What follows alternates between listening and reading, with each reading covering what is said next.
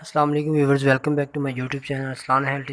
ناظرین، حضور پاک صلی اللہ علیہ وسلم نے فرمایا کہ اللہ تعالیٰ کے اس پاک نام سے جب دعا مانگو تو ایسے کہو کہ نماز فجر کے بعد اگر کسی بھی مسئلے کے لیے آپ کوئی بھی دعا مانگنی ہے تو آپ نے کیسے اس دعا کو پڑھنا ہے، وہ آج میں آپ کو اس ویڈیو میں بتاؤں گا۔ ناظرین، سے پہلے میں گزارش کرتا ہوں کہ میرے چینل اسلان ہیلتھ کو لازمی سبسکرائب کر لیں۔ تو آپ نے وہ دعا کیسے مانگنی ہے ناظرین؟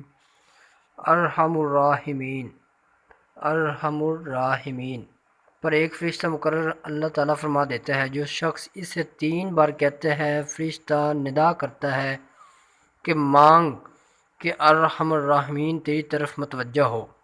تو ناظرین، آپ نے خلوص دل سے یہ 3 دفعہ پڑھنا ہے نماز فجر کے بعد، انشاءاللہ اللہ تعالیٰ آپ کی ہر حاجت ہر دعا قبول فرمائیں گے۔